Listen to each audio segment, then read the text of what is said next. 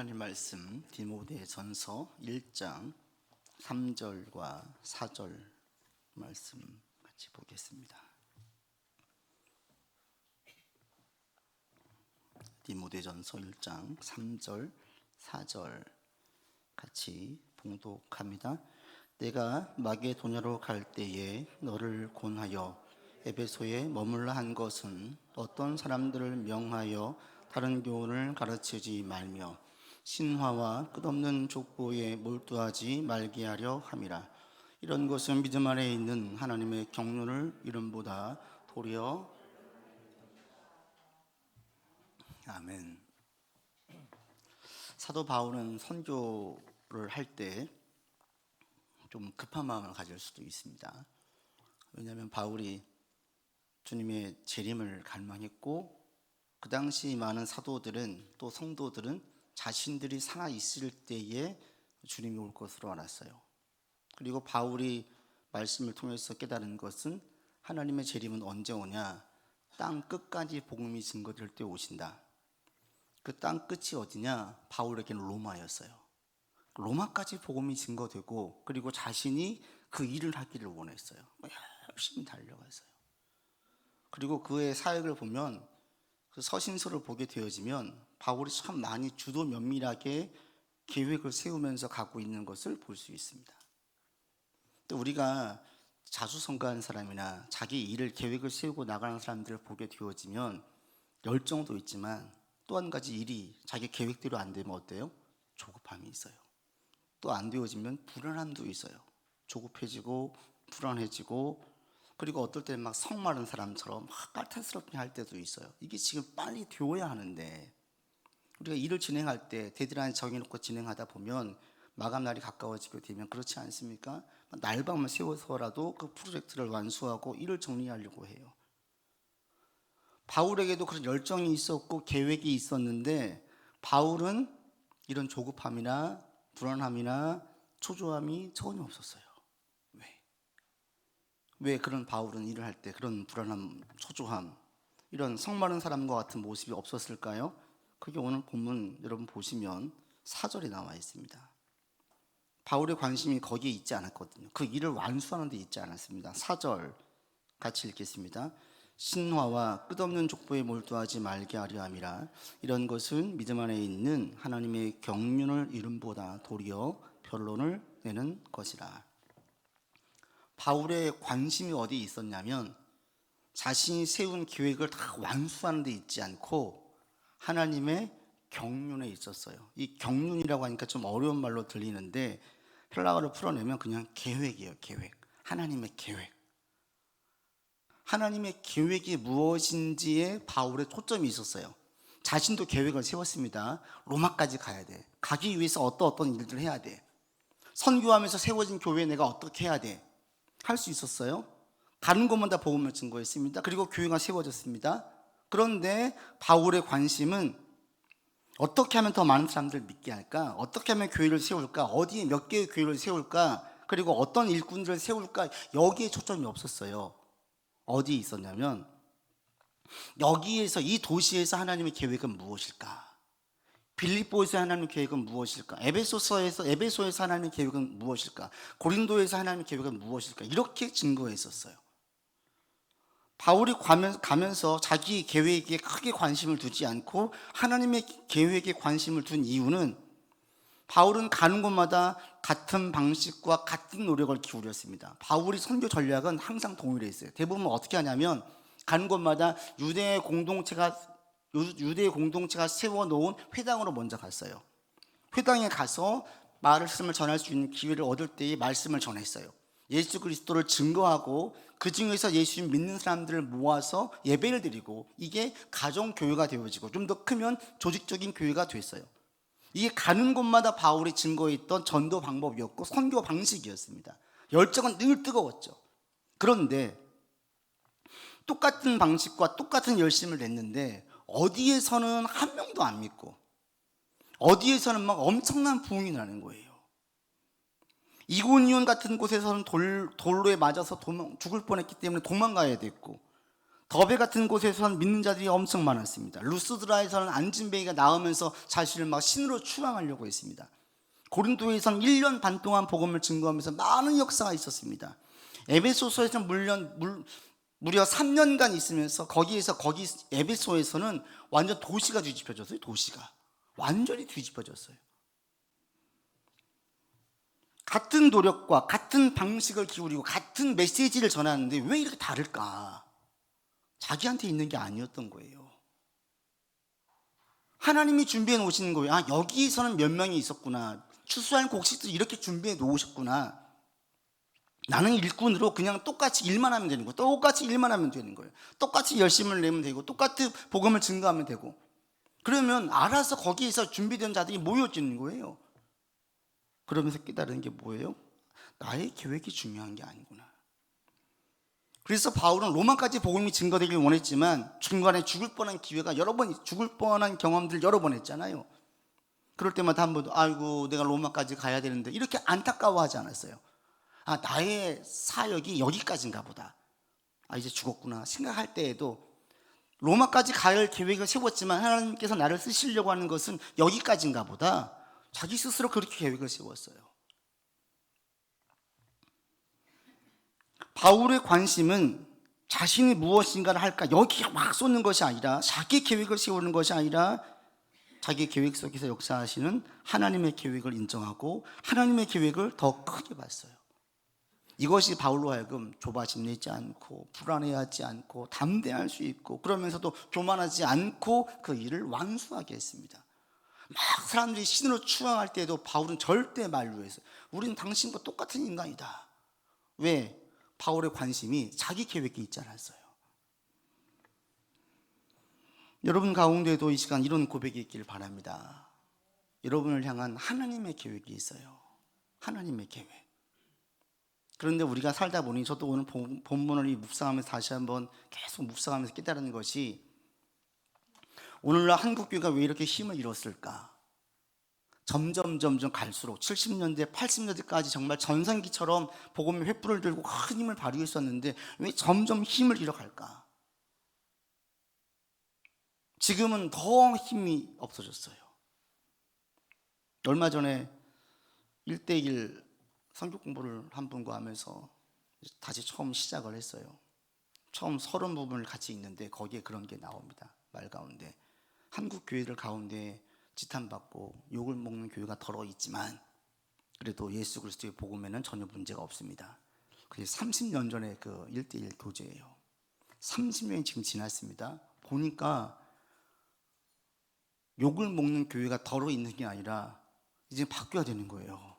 많은 교회들이 욕을 먹고 있지만으로.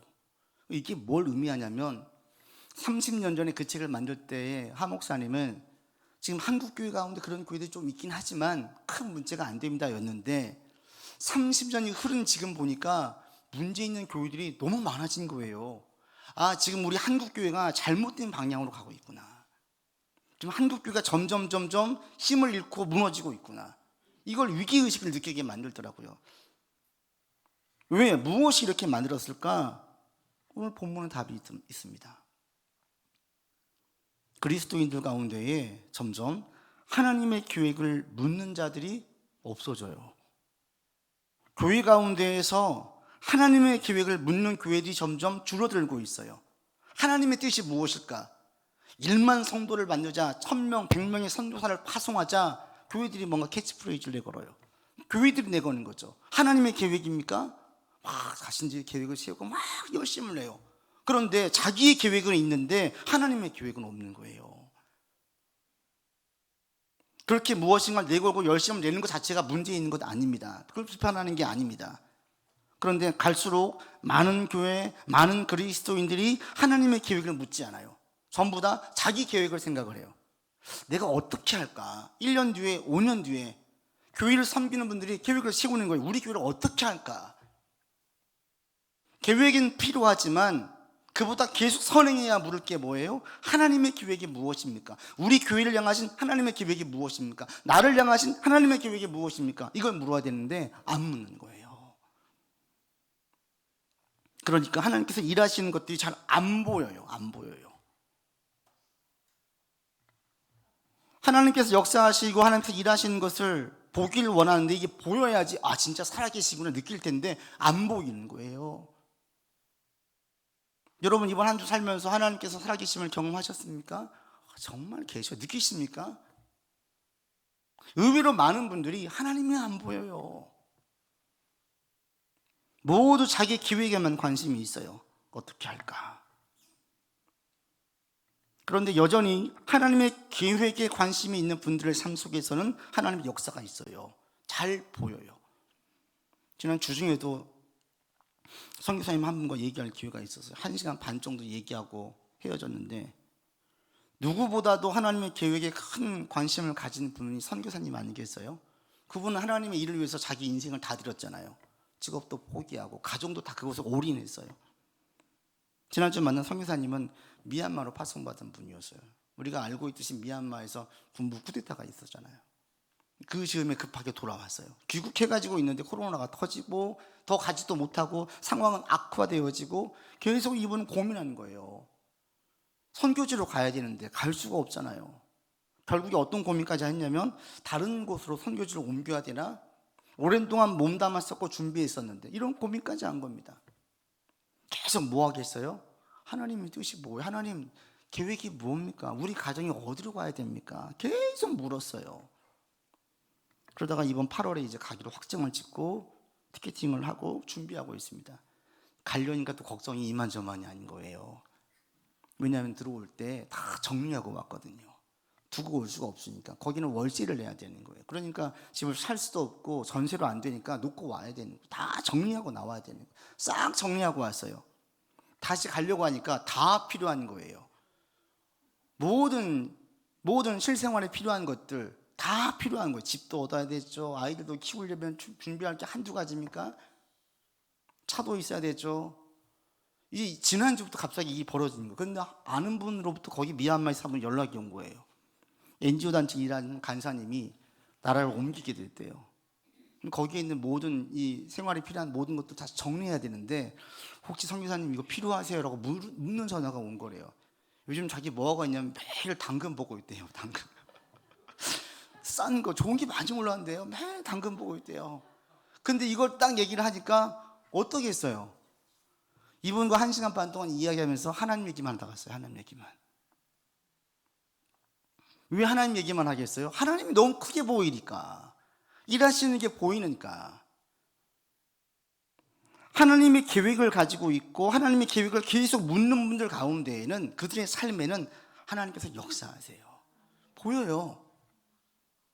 하나님께서 일하세요. 70년대, 80년대까지 한국 교회에 이런 일들이 많았습니다. 신앙이 없는 사람들도 하나님의 큰 역사를 많이 봤어요. 대학생들이 방학 때 뭐 했어요? 아르바이트 했어요? 안 그랬어요. 말씀 수련회 따라갔어요. 수천 명이 모였어요. 말씀을 배우고 말씀을 알고 막 부르짖고 기도하고. 저도 그런 경험들이 있어요. 선교 한국에 갔을 때 지금도 그 장면이 지금도 기억이 나요. 수천 명의 청년들이 모여가지고 주님을 높이고 선교에 대한 이야기를 듣고 선교사님들을 위해 기도하고 선교에 헌신하고. 두란노 경배 찬양 참여했을 때 그 기억도 나요. 얼마나 뜨겁게 주님께 찬양하고 춤추며 예배드리고. 그때에는 하나님의 역사들이 엄청나게 보였어요. 왜 그랬어요? 그때에는 70년대, 80년대, 이 90년대 초까지 모든 게 다 불안했었어요. 미래가 막막한 경우가 많았어요. 미래 계획을 세우기가 어려웠어요. 그러니까 어떻게 해요? 하나님 도와주세요. 막 기도하는 거예요. 하나님 도와주세요 기도하면서 뭘 물어요? 하나님의 뜻을 물어요. 하나님 저한테 어떤 계획이 있으세요? 제가 뭘 해야 될까요? 어디 취업해야 될까요? 제가 무슨 일을 해야 될까요? 막 물었어요. 묻는 분들이 많았어요. 하나님의 계획에 관심을 갖는 분들이 많았어요. 그러자 하나님의 역사가 일어났어요. 오늘날 바꿔 말하면 어떤 일이에요? 하나님의 계획에 관심을 갖는 분들이 없어요. 점점 줄어들고 있어요. 전부 다 자기 계획을 가지고 있어요. 5년 뒤에 뭐라고, 10년 뒤에 뭐라고. 하나님 제가 뭘 할까요? 묻기보다는 내가 이미 계획을 다 세웠어요. 그리고 기도해. 하나님 이 계획을 세웠으니까 도와주세요. 이렇게만 얘기해요. 거기에는 하나님의 역사가 제한적일 수밖에 없습니다. 내 스스로 계산을 하고 능력을 제한해서 계획을 세웠기 때문에 하나님의 계획은, 하나님의 능력은 우리보다 훨씬 크지 않습니까? 그런데 내가 이미 계획을 세워놨어요. 내 능력 안에서 제안해 놓은 거예요. 거기에서만 하나님이 일을 역사하다 보니까 이게 미약하고 미흡하죠. 완전 오픈해 버리는 거죠. 하나님의 뜻이 무엇입니까? 저의 인생에 지금 이런 일들을 겪고 있는데 이 일 속에서 하나님의 계획이 무엇입니까? 이걸 묻는 거예요. 이걸 묻는 분들은 하나님의 역사를 봅니다. 그래서 오늘 말씀을 준비하면서 우리 교회 가운데에서 또 우리 성도들의 삶에서 하나님의 역사가 좀 많이 일어나야 되겠다, 바꿔서 생각을 했어요. 여러분 가운데 하나님의 역사가 많이 일어나기를 바랍니다. 그리고 우리 교회를 통해서 하나님의 역사가 많이 일어날 수 있도록 기도해 주시기 바랍니다. 바꿔 말하면 이 역사를 또 보면 계획을 묻게 돼요. 하나님께서 일하시는 게 보이니까, 보이면 하나님의 존재를 무시할 수 있고 외면할 수 없잖아요. 자연스럽게 묻게 되는 겁니다. 저 사람들 저렇게 쓰임 받는데 하나님, 그럼 나는요? 나에게는 어떤 뜻이 있으세요? 제가 뭘 하기를 원하세요? 묻는 분들이 많아질 수밖에 없는 겁니다. 오늘 하나님의 역사가 눈에 보이지 않으니까 신앙이 시큰둥한 거예요. 들어가 보니까 하나님의 계획에 관심이 없다 보니까 하나님의 역사가 없는 겁니다.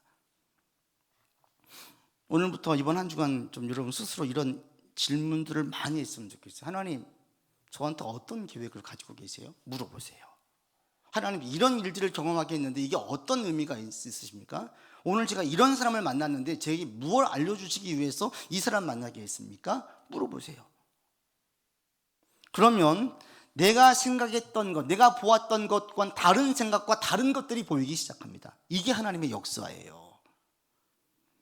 하나님께서 우리를 부르실 때에는 아무 이유 없이 실수로 부르는 분 한 분도 없어요. 너는 왜 왔냐? 이런 분 없어요. 우연히 어떻게 너는 왔구나? 없어요. 예수님께서 말씀하시지 않습니까? 머리카락까지 세신 바 되었다고. 아무도 신경 쓰지 않는 머리카락이 몇 개인지 신경도 안 쓰는데 하나님은 우리에게 이런 모든 것까지 알고 계신다는 겁니다. 우리를 부르실 때에 분명한 목적이 있으세요. 분명한 이유가 있으세요. 분명한 사명을 주셨어요. 그걸 알아야죠. 하나님의 계획이 얼마나 큰지 알면, 하나님의 능력이 얼마나 풍성한지를 알면 하나님의 계획을 묻지 않을 이유가 없습니다. 그리고 그 계획을 이루다 보면 거기에서 놀라운 하나님의 역사를 보게 됩니다. 이번 한 주간 여러분 이렇게 물었으면 좋겠습니다. 하나님의 저를 향하신 계획이 무엇입니까? 물으세요. 그리고 부탁드리는데 우리 교회를 위해서 기도해 주세요. 예배 드리는 분들이 하나님께서 이 교회에서 일하신다 보면 자연스럽게 자기 삶에도 도전을 받거든요. 우리 교회가 그런 교회가 됐으면 좋겠어요. 지금 전체적으로 한국 교회가 침체기에 있습니다. 그러니까 하나님의 역사가 안 보이는 거예요. 점점 아이들이 늘어나고 찬양의 소리가 커지고 통곡의 기도의 소리가, 간구 소리가 커지고 말씀을 사모하고 청종한 사람들이 많아지면 막 영적 자극을 받는데 갈수록 줄어들고 있어요. 많은 교회들이 교회학교 아이들이 없어요. 중고등부 청년들이 교회를 외면하고 있어요. 점점 타성에 젖는 신앙적인 습관을 가진 분들이 많아지고 있어요. 교회 오니까 하나님 일하시는 게 안 보이는 거예요. 지금 정말 잠자는 교회, 잠자는 성도들이 깨어 일어날 때구나. 먼저 여러분들도 깨어서 각성할 수 있기를 바랍니다. 나를 부르신 하나님, 나를 통해서 일하시고 나를 통해서 역사하실 계획들을 가지고 계심을 믿으시기 바랍니다. 그리고 물으십시오. 하나님, 저를 통해서 어떤 일을 하시기 원하십니까? 이런 믿음의 사람들은 문제가 딱 생기면 종종 우리 같이 기도하시는 그 권사님들 그런 자주 하신 말씀이 있어요. 하나님의 뜻이 있겠죠. 이게 그냥 하는 말이 아니에요. 진심이에요. 갑자기 변수가 생겼어요. 목사님 기도해 주세요. 여기에는 어떤 하나님의 뜻이 있을까요? 이게 습관이 됐어요. 습관이. 그냥 본능적으로 나와요. 딱 벌어지면 저 사람 왜 저래가 아니라 하나님 여기 무슨 뜻이 있죠? 저 사람 저렇게 좀 얘기에 벗어나는 일을 하고 있고 말도 안 되는 일을 하고 있는데 이게 어떤 뜻이 있지요? 물어요. 이사 계획이 틀어졌어요. 묻는 거예요. 저 사람은 저렇게 약속을 번복할 수 있어? 이게 아니라 하나님은 어떤 계획이 있으신 거예요? 물어요. 여러분 가운데 이런 물음이 그냥 아주 자연스럽게 나올 수 있도록 만드시기를 바랍니다. 하나님 어떤 뜻이에요? 무슨 계획이 있으세요? 우리 가운데 왜 이런 일이 벌어졌죠? 그리스도 안에서는 하나도 우연이 없습니다. 그냥 재수 없는 날이 아니에요. 다 무슨 뜻이 있어요. 사도 바울의 관심은 온통 여기에 있었습니다. 하나님의 일을 할 때에. 그래서 사도 바울이 디모데를 에베소에 남겨둔 이유도 여기에 있었습니다. 3절과 4절에 보십시오. 3절 같이 읽겠습니다. 내가 마게도냐로 갈 때에 너를 권하여 에베소에 머물라 한 것은 어떤 사람들을 명하여 다른 교훈을 가르치지 말며. 에베소에서 복음을 증거했어요. 그리고 거기에 있다가 바울이 마게도냐로 떠났어요. 그때에 디모데를 남겨뒀습니다. 왜 남겨뒀냐? 지금 그 당시에 많이 있었던 이 이단들이 영지주의자와 또 잘못된 복음이 다른 교훈을 가르치는 게 그 유대인 출신이었던 그리스도인들, 할례를 강조하고 구약의 율법을 강조하는 사람들, 그래서 그리스도의 보혈의 피를 귀하게 여기지 못하게 만드는 교훈들이 있었어요. 이걸 경계하기 위해서 디모데에게도 에베소에 있어라. 그 다음에 또 한 가지 4절에 보시면 신하와 끝없는 족보에 몰두하지 않게 해라. 또 이런 흐름이 있었어요.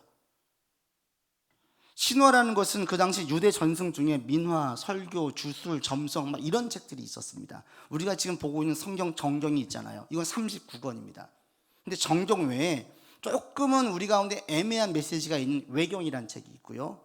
완전히 잘못되어진 위경이라는 책들이 있었어요. 정경화 작업을 할 때에 우리는 이 39권, 27권, 66권만 성경 정경화했는데 외경에 속해 있는 7권을 카톨릭은 받아들였어요. 그래서 카톨릭에서는 73권의 성경책을 지금 보고 있습니다. 외경 말고 위경이라는 책이 있어요. 예수님도 나오고 베드로도 나오고 다 나와요, 인물도. 그런데 무슨 그 무협지 보는 것 같은, 말도 안 되는 하나님의 속성과 역사와 완전히 위배되어지는 그런 스토리로 전개되어진 책들이 있었어요. 이런 책들 재밌거든요. 또 유대인들의 족보가 쭉 담겨져 있는 그 족보들이 있었어요. 지금도 있습니다. 희년의 책이라고 천지창조부터 모세가 율법 받을 때까지 내용이 바리새인 관점에서 소설되어진 희년의 책이라는 게 있어요. 또 필로의 성경 고대사를 보면 아담의 창조에서 이스라엘 초대왕 사울의 이야기까지가 서술되어져 있어요. 달라요, 성경은 조금. 재밌어요. 이런 것에 관심을 갖는 이들이 있는데 이걸 경계하라는 거예요. 왜 경계합니까? 4절의 하반부에 나와 있잖아요. 그런 것을 보다 보면 하나님의 경륜, 하나님의 계획에는 관심을 안 둔다. 하나님의 계획을 이루는데 이게 아무 유익이 되지 않기 때문에 그것에 관심을 두지 못하게 해라. 예수님은 이야기하는 것 같지만 그들은 예수 그리스도에 관심을 두지 않고 하나님의 계획에 관심을 두지 않고 다른 것에 빠진다. 지적 호기심, 지적 즐거움에 빠지고 주변부에 빠져서 하나님의 역사가 중단된다. 이 에베소라는 곳이 얼마나 하나님의 역사가 크게 있었는지 몰라요. 바울이 두란노에서 2년간 복음을 증거했고요. 거기 갔을 때 3년 동안 에베소에 머물렀어요. 막 신비로운 일들이 어마어마하게 일어났습니다. 그곳이 워낙 우상숭배와 팽배한 곳이에요. 근데 거기에서 동일하게 신비한 역사들이 많았어요. 바울에게 있었던 수건, 바울에게 있던 앞치마를 갖다 환자에게 얹으니까 병이 나왔어요. 귀신이 떠나갔어요. 얼마나 신기해요. 그 도시가 완전히 뒤집혀가지고 마술사들이 자신들의 책을 다 태웠어요. 가지고 와서. 그 당시 마술사들은 그냥 눈속임이 아닙니다. 그 당시 마술사들은 다른 힘을, 신령한 힘을 의지해서 주문을 외우거나 주술적 이름들을 이용해가지고 마술을 부렸어요. 그 책을 가지고 와서 태웠어요. 지금처럼 종이가 있는 게 아니니까 그 책 자체가 매우 비싸요. 사도행전 보니까 그 책을 태운 그 가치를 따져보니까 은으로 5만 데나리온에 해당한대요. 5만 데나리온 하나가 노동자 하루 일당이에요. 5만 일치 따져보니까, 제가 대충 따져보니까 거의 한 50억 정도.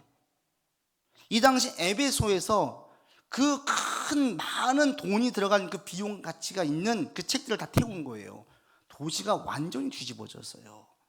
어느 누구도 하나님의 역사를 외면할 수 없었습니다. 그 정도로 큰 역사가 있었는데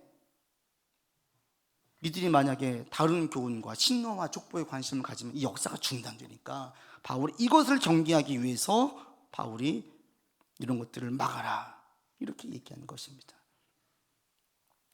하나님의 계획에 관심을 갖지 못하게 만드는 것들을 여러분 경계하셔야 돼요.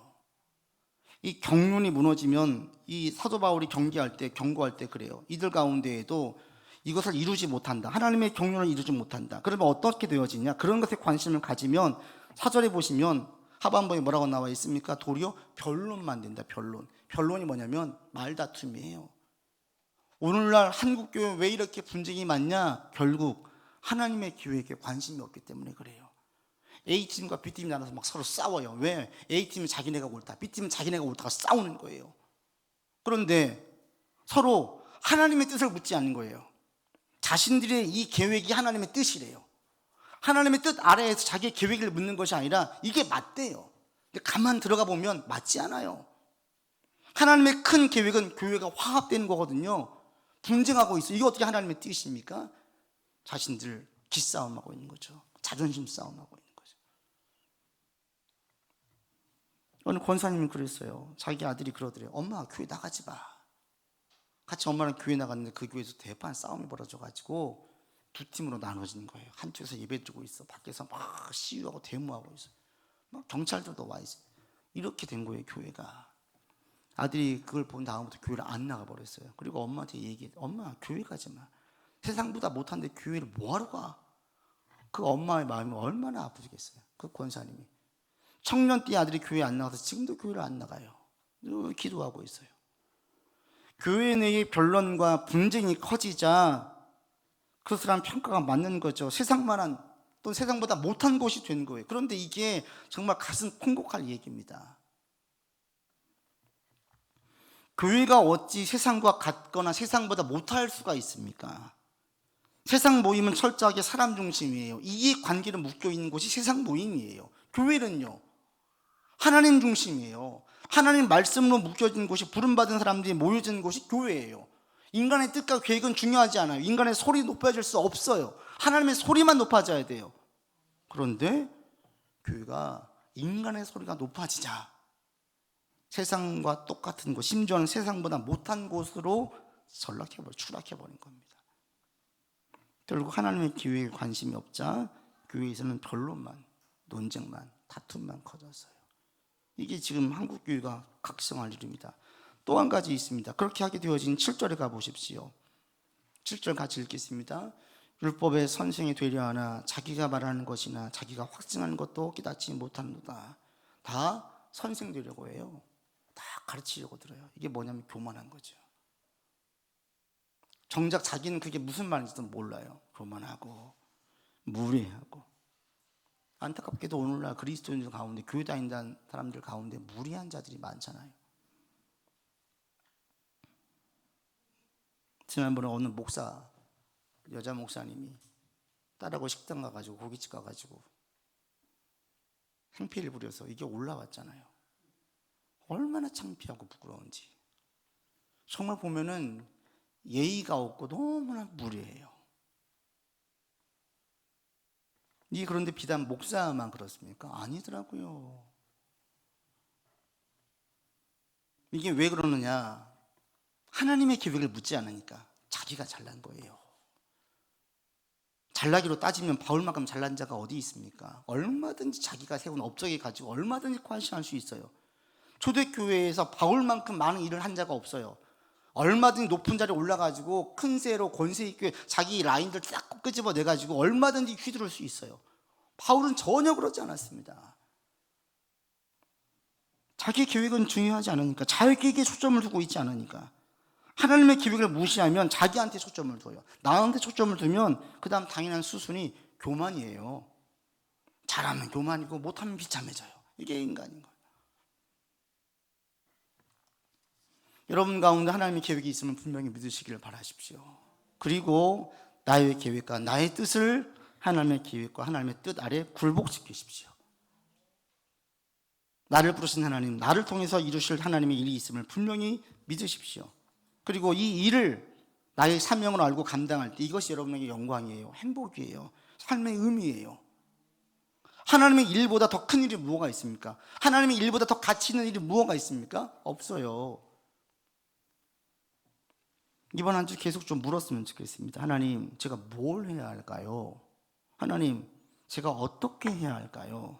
하나님, 지금 이 일이, 이런 경험들이 저에게 어떤 유익이 되게, 서로 어떤 사람 만들려고 지금 이렇게 하시는 걸까요? 물으세요. 하나님, 우리 자녀에게 계획하신 하나님의 뜻이 무엇입니까? 내 계획을 자녀에게 전가시키지 마시고, 하나님, 이 자녀의 뜻이 무엇입니까? 하나님, 이 자녀를 어떻게 쓰기를 원하십니까? 물으세요. 물으시면서 기도하세요. 그러다 보면 하나님께서 깨닫게 해주실 때가 있어요. 그러면 하나님의 일이 보이기 시작합니다. 아버지의 역사가 보이기 시작합니다.